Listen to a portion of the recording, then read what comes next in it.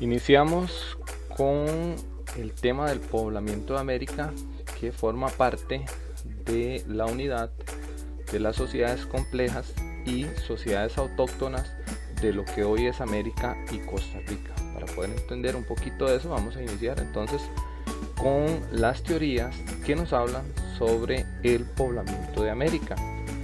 El poblamiento de América, tenemos que entender que existen dos teorías sobre cómo llegaron los primeros pobladores. Tenemos que algunas teorías justifican la presencia del ser humano como si éste hubiera tenido su origen en América. Estas se conocen como las teorías autóctonistas. Otras explican el poblamiento como resultado de flujos migratorios provenientes de los continentes asiáticos y europeo, pero así también como de las islas del Pacífico. Estas teorías se denominan aloctonistas y es lo que vamos a tratar de que ustedes puedan analizar por medio del uso de los mapas, como vemos en este primero, cómo se dio ese poblamiento de América. Entonces, uno de los elementos que nosotros tenemos que entender cuando vamos a ver el estudio de las sociedades complejas y sociedades autóctonas es la ubicación espacial y la ubicación temporal. Nos preguntamos, ¿dónde creen que vivieron las sociedades autóctonas de América en el pasado? ¿A dónde vivieron? ¿En qué lugares se establecieron? En mis conocimientos previos he escuchado alguna vez, bueno, ahí me respondo, analizo. La otra, ¿cómo se establecieron? ¿Cómo lograron establecerse en esos lugares las sociedades autóctonas? También me pregunto, ¿cómo era el paisaje de los lugares donde se asentaron las sociedades azteca, maya e inca, así como las sociedades autóctonas de Costa Rica, que es lo que vamos a tratar de poder responder al final de esta unidad? ¿Y qué ofrecía el medio natural para las mismas? Entonces, realizar una comparación de la ubicación, el entorno y qué le ofrecía el medio natural. Ahora, es importante entonces preguntarnos cuando empezamos a hablar de las teorías, ¿qué es aloctonista o a qué se refiere la teoría aloctonista? Es uno de los primeros elementos que tenemos. Luego, aquí establecemos entonces esto.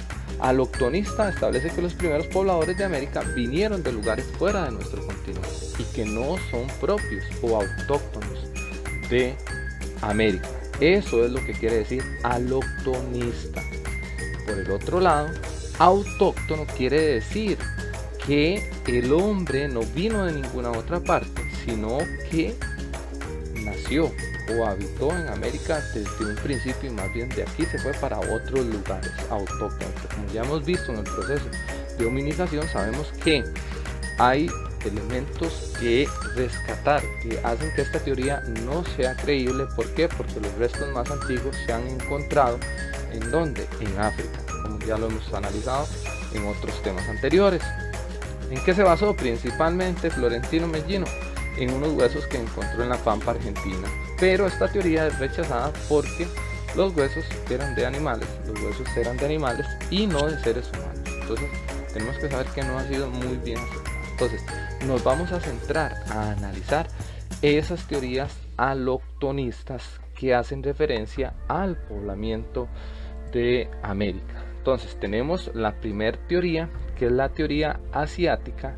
Esta teoría es aloctonista, donde nos dice que el ser humano ingresó a América por Alaska. Él provenía, como lo vemos acá en el mapa, provenía principalmente de la Siberia y lograron atravesar América cruzando el estrecho de Bering. Entonces tenemos que basarnos en las pruebas que han hecho. Por ejemplo, la parte geográfica, que América y Asia estuvieron unidas en un momento determinado cuando este estrecho de Bering se congeló principalmente, ¿verdad?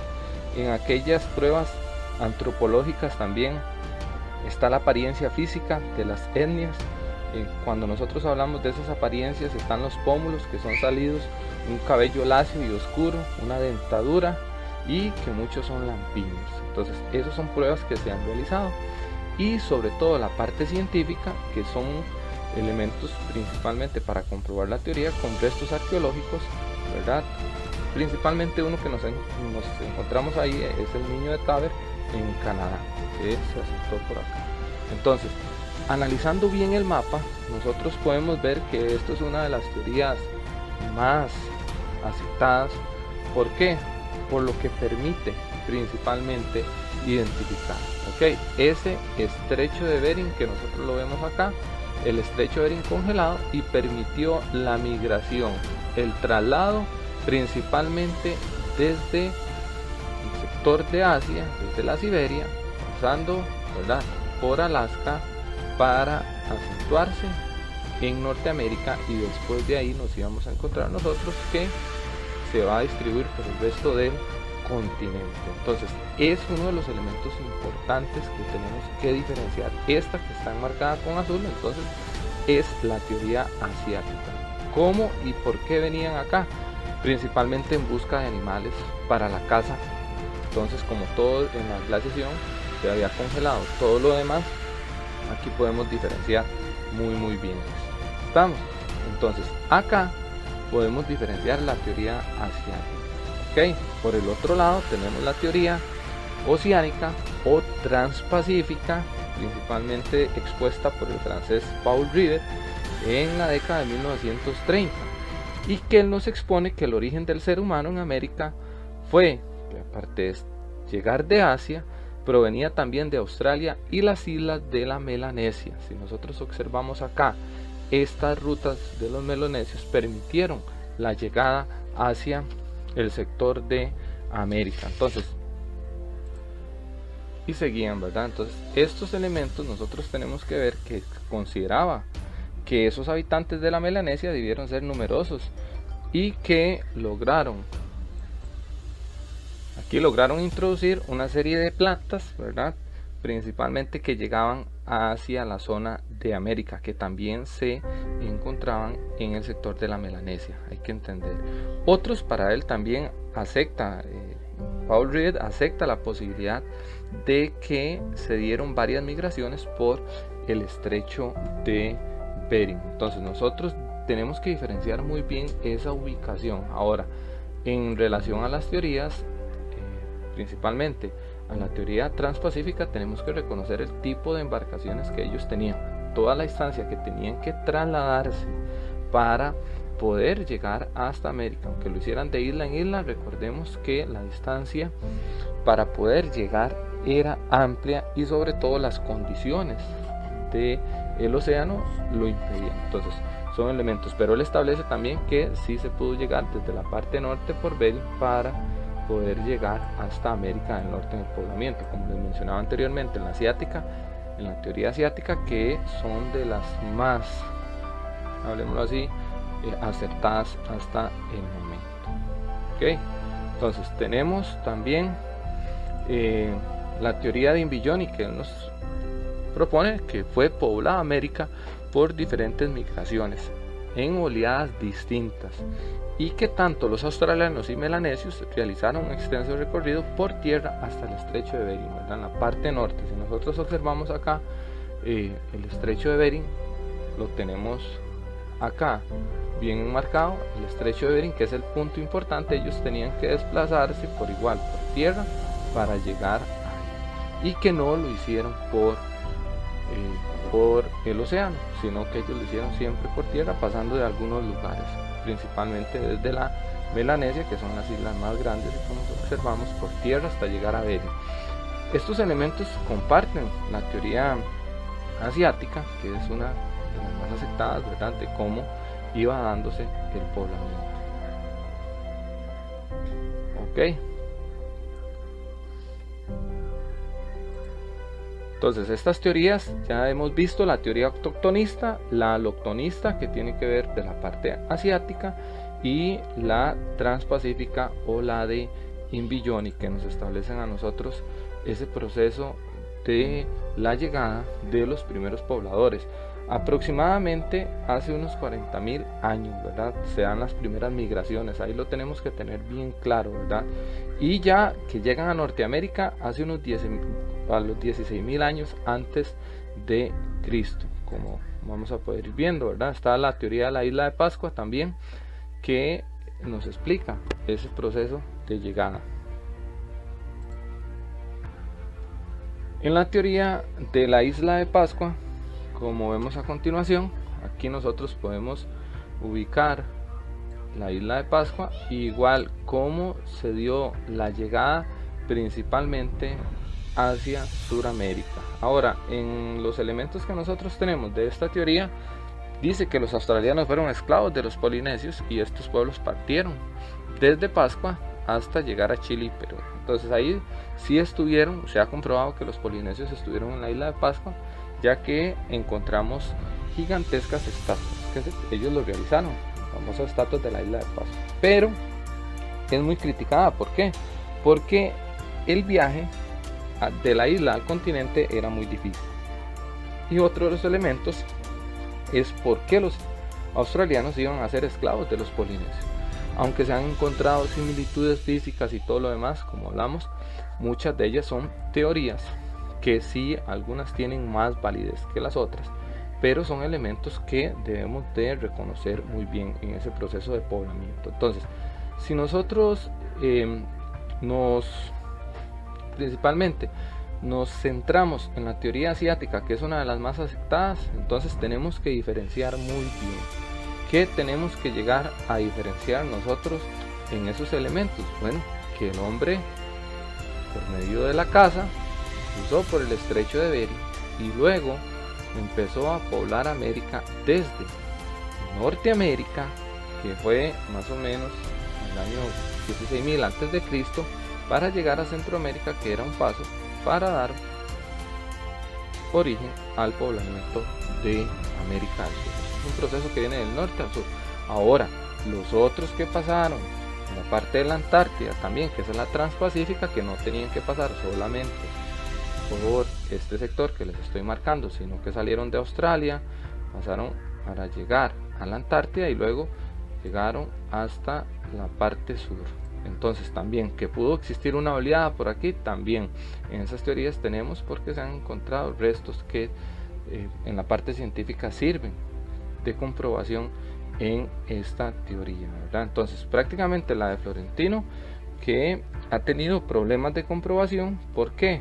Porque no son restos de humanos los que se encontraron, sino que eran de animales, y los restos humanos más antiguos se han encontrado ¿dónde?